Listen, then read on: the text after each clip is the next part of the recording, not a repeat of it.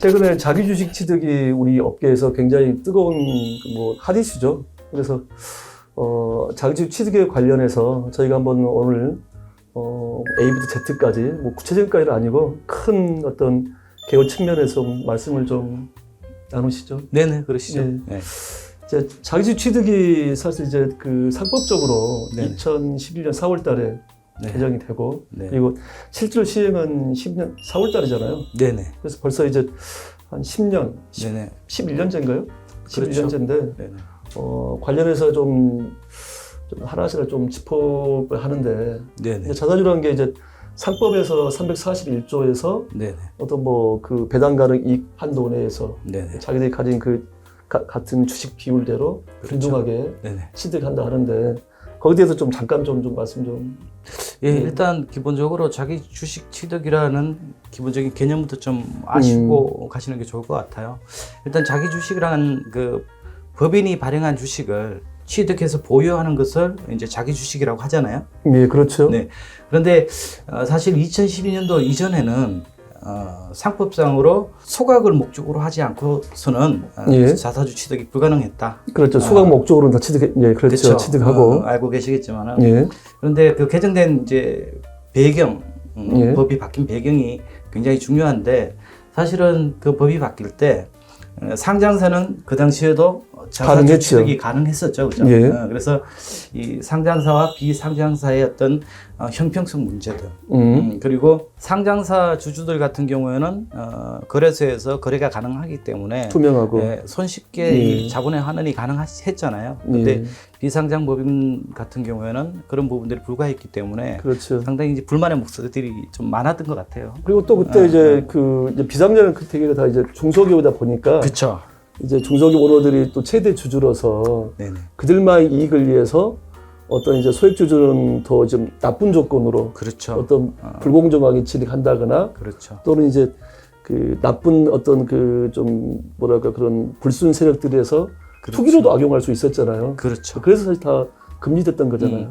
그래서 비상장사 입장에서도 이 자사주 취득을 가지고 활용할 수 있는 사실은 여러 가지 행위들이 있는데 그걸 예. 전혀 할 수가 없었어요. 예. 그래서 그 법이 2012년도 4월 15일 날 이제 개정 발효가 되면서 예. 본격적으로 이제 자사주 매입이 가능하게 됐는데 사실은 이 자사주 취득을 그럼 왜 해야 되느냐, 그죠? 목적. 여러 가지 목적이 있을 수가 있잖아요. 그렇죠. 뭐 가장 이제 흔한 게 뭐 이제 잉여금 과다 법인에서 그렇죠. 잉여금 어떻게 좀 처분할 수 있는 그런 그렇죠. 뭐 그런 안을 대해서 이제 저희들이 좀 조언을 드리고 있고 또 흔히 하는 게 이제 뭐 가지급금, 그렇죠. 상계 처리. 네네.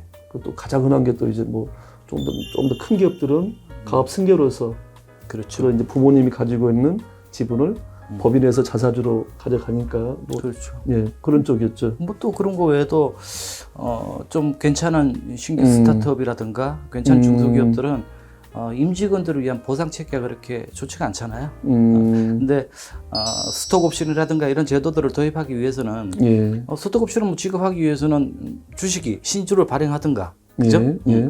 또는 회사에서 보유하고 있는 주식이 있다면 신주 발행보다 훨씬 더 간편하게 해줄 수가 있잖아요. 그렇죠. 그래서 그럼 뭐 스톡 옵션이라든가 스탁 그랜트라든가 예. 이런 부분들을 좀 원활하게 하기 위해서도 사실은 자사주가 필요한 거고요.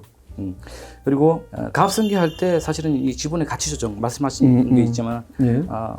이 지분의 가치 조정을 할 수 있는 부분들이 또 이용할 수 있는 부분들이 또 있는 것 같아요. 그래서 그런 부분들 또 그렇죠. 약간 뭐 조심스럽긴 하지만은 예전에 뭐 차명 주식 같은 경우에 이런 주식들을 참 환원하기가 굉장히 곤란한 경우들이 가끔 있었거든요. 말이 나왔으니까 네네. 차명 주식을 자사주로 취득한 데에서 이제 전문가님 입장은 어떤 입장이십니까? 저는 조금은 그렇게 긍정적으로 보지는 않습니다.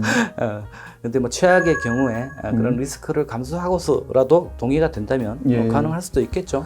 사실 저도 이제 그 차명 주식 그 정리 부분은 가장 이제 원칙적인 게 세법대로 그대로 차명 주식을 인정하고 증명하고 또 관련 세금 있다면은 관련 세금을 정리하고 이제 환원하는 게 이제 정석인데, 근데 그런데 불구하고 이제 그렇지 못하는 경우가 의외로 많잖아요. 그렇죠. 세금이 네. 과다한다거나 네네. 또는 차명 주주가 이제 그런 협상 비용으로서 뭔가 요구하는 경우에는 그렇죠. 이제 자사주로서 그에게 어떤 비용을 지불한다거나 네. 어떤 기간이 뭐 쓰긴 하는데 사실 저도 이제 전문가의 생각처럼 차명 주식은 그렇게 특별한 경우 아니면은 그냥 정석대로 하는 게 맞지 맞습니다. 않나. 그래서 예. 사실은 예전에는 그 미처분 이익잉여금을 예. 환원하는 전략으로 상당히 많이 썼잖아요. 그렇죠.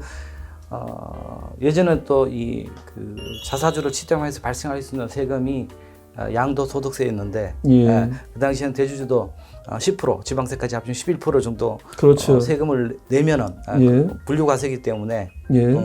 굉장히 절세할 수 있는 배당이나 급여나 소득으로 받았을 때는 우리 뭐 오너들 같은 경우는 예. 최고 예. 세율로 대부분 세금을 내셨어야 되는데 11% 정도 세금 내고 환원이 가능했으니까 지금은 세율이 많이 지금 20% 세율 특히 25%까지 올라가잖아요. 그렇죠. 이제 뭐 3억 미만 같은 경우에는 대주주 예. 같은 경우에는 예.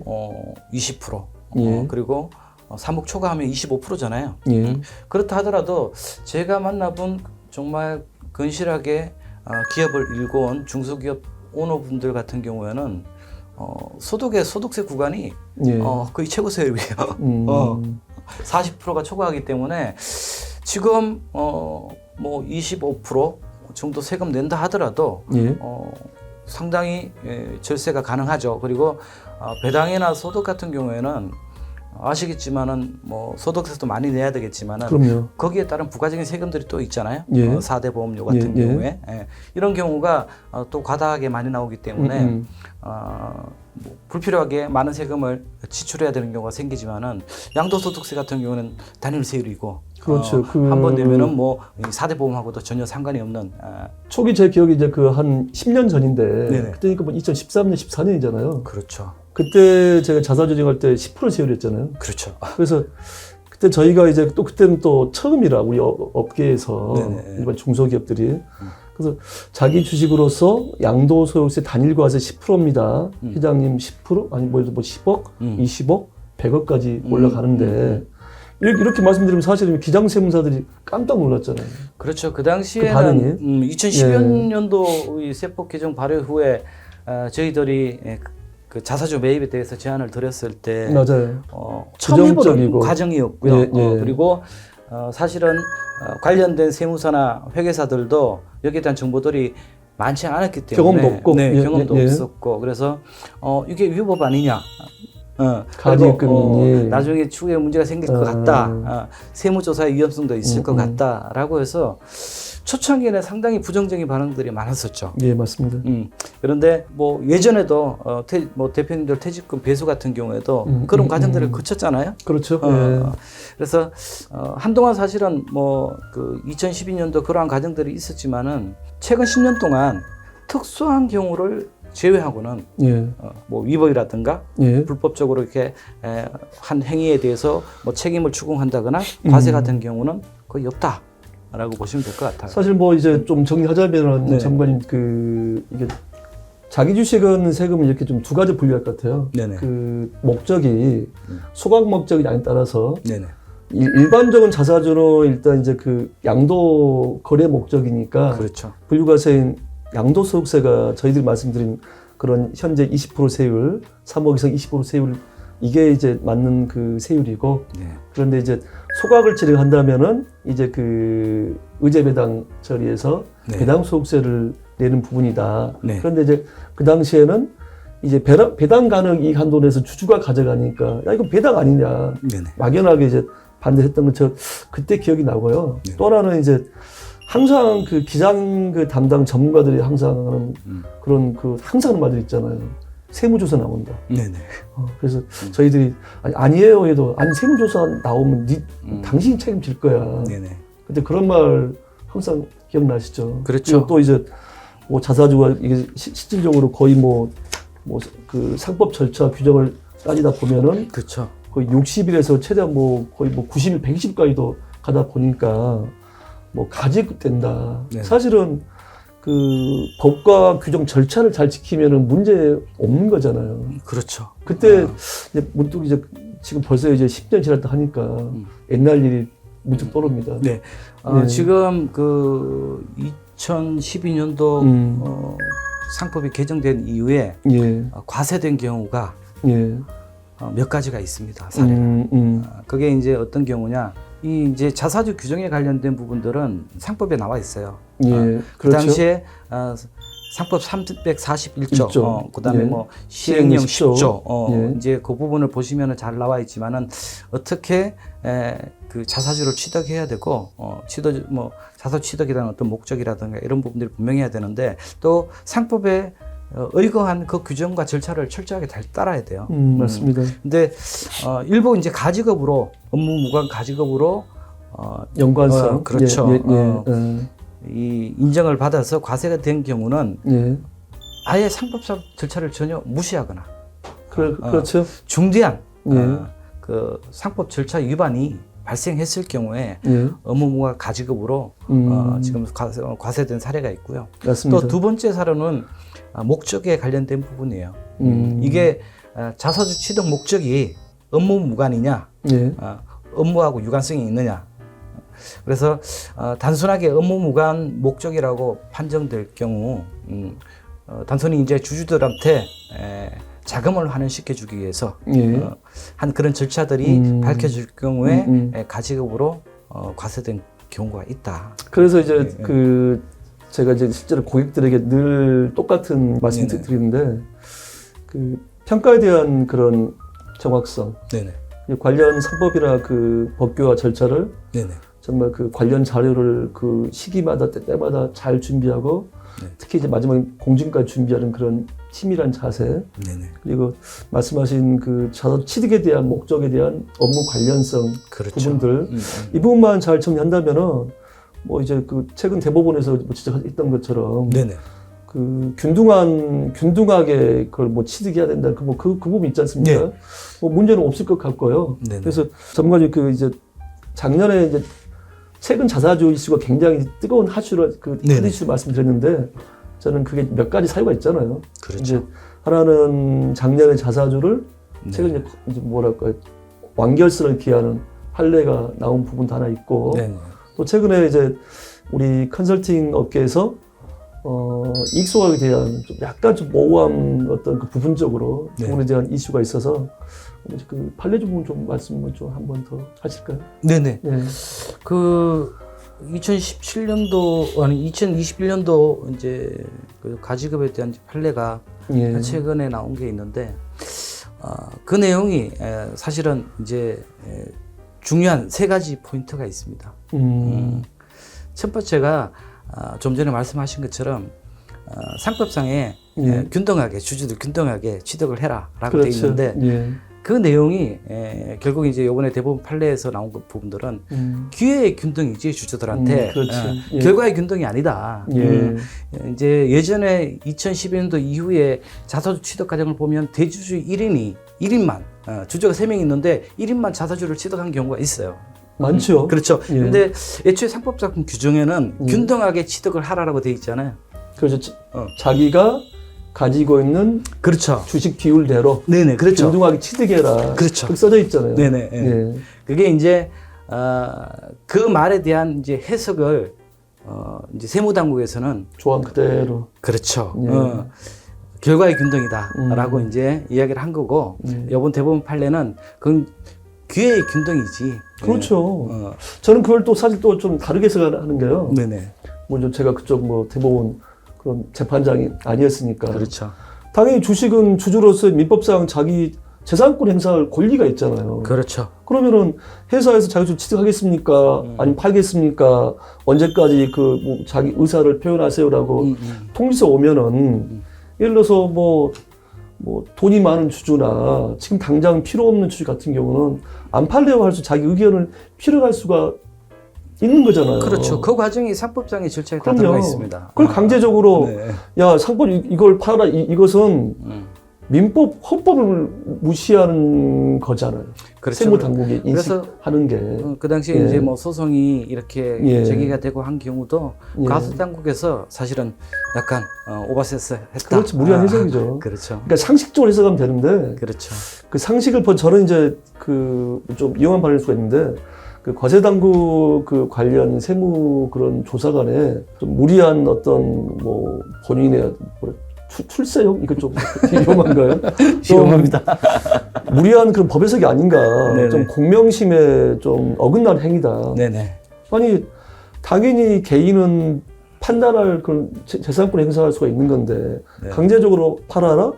이건 대한민국은 민주주의 자본주의 국가잖아요. 그렇죠. 말도 안 되는 그런 법 해석 논리죠. 그렇죠. 뭐 그래서 다행히 무리한 이제 예. 법 해석으로 인한 이제 그런 결과 같아요. 예.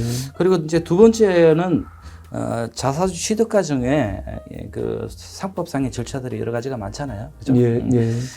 그 과정에 이제 중대한 그런 상법 절차를 위반했다면 당연히 그거는 그렇죠. 원천 무효가 돼야 본인 되는 거고요. 모욕해서. 네, 그죠. 예. 그래서 업무무관 가지급이 되겠지만은 맞습니다. 소소한 절차를 위반한 경우들이 가끔 있어요. 예. 이번에 거기에 대한 결과도 나왔는데 소소한 절차를 위반했다고 그 전체 과정이 위법하진 않다라는 이제 결과가 나온 거고요. 유연하게 좀 해석한 것 같아요. 그리고 예. 상법 341조에 보면은 자사주 취득할 때 그 한도가 있잖아요. 예, 맞습니다. 배당 가능한 범위 내에서. 한도 내에서. 그런데 배당 가능한 범위가 뭐 자금이 10억이다. 예. 그런데 우리 기업들이 10억을 현금으로 보유하고 있지 않을 수 있잖아요, 그죠? 많지요. 그렇죠. 없는 경우가. 그러니까 순자산이 다른 자산에 투자돼 있는 경우고 그렇죠. 부동산, 예. 재고, 체인지니까. 그렇죠. 예.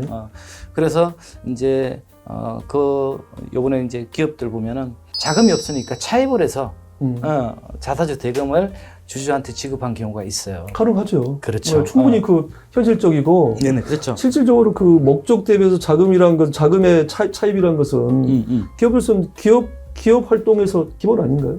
그렇죠. 그래서 네. 그러한 과정도 이번에 명확하게 대법원 판결에서 예, 맞습니다. 나왔습니다. 그래서 예. 배당 가능한 이익이 있다면 현재 기업에서 보유하고 있는 순현금이라든가 그 지급할 예. 수 있는 자금이 없어서 차입을 하더라도 예. 그거는 배당 가능한 한도 내에서 지급한 거로 본다라는 그런 맞습니다. 판결이 나와 있습니다. 그래서 이번 판결이 상당히 사실은 많은 의미를 내포를 하고 있어요. 예. 그리고 좀 전에 말씀하셨듯이 지금 이제 시장에서 소각에 대한 여러 가지 이슈들이 많이 있어요. 그렇죠. 그래서 예. 지금 뭐 세무 당국 입장에서도 그렇고요. 또 일을 하시는 예, 전문가들 예. 입장에서도 여러 가지 혼란스러운 부분들이 상당히 많기 때문에 예, 맞습니다. 거기에 대한 또 다른 이제 돌파구가 될 수 있는 부분들이 분명히 있다라는 부분들을 말씀드리고 여러 가지 전략들을 사실 믹스를 하게 되면 할 수 있죠. 네. 재미있는 것들. 그렇죠. 예. 저희들이 말씀드리는 뭐 스텝업 자기 그렇죠, 주식, 그렇죠, 자기 그렇죠. 주식이라든가 이건 좀 나중에 설명드리겠지만은 그런 부분들을 적절히 믹스한다면 예. 지금 단순하게 이 자기 주식 취득해서 과세되는 부분보다 훨씬 절세할 수 있는 전략들이 상당히 많이 맞습니다. 있다. 그래서 그런 부분들을 적절히 활용한다면 예.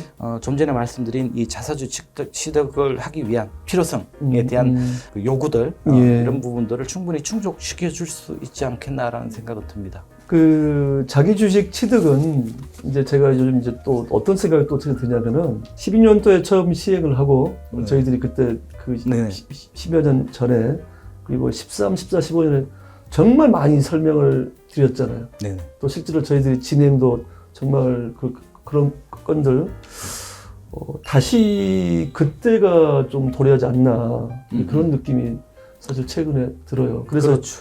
오늘 그 자사주에 대해 다시 한번 저희도 좀 말씀드린 그런 취지가 또 있고요. 오늘 말씀드린 부분은 전반적인 자사주에 대해서 저희 전문가님과 같이 말씀드렸고요. 다음 시간에는 실질적으로 자사주에 대해서 정말 더 궁금한 내용을 좀 디테일하게 상법적인 부분, 판례가 어떤 부분, 실질적으로 활용한다면은 구체적으로 어떻게 활용할 수 있는지 여러 가지 부분들 또는 뭐 세율적인 측면 그리고 뭐 실제로 어떤 뭐 승결하면 어떤 특징적인 뭐 의결권이나 뭐 배당권이나 뭐 신주인수권 여러 가지 그런 숫자 중심으로 활용한 측면도 같이 좀 디테일하게 한번 나눠보시죠. 네, 예. 그러시죠. 예. 재미있는 내용들이 상당히 많이 있을 것 같아요. 네, 감사합니다. 네, 네, 감사합니다. 감사합니다.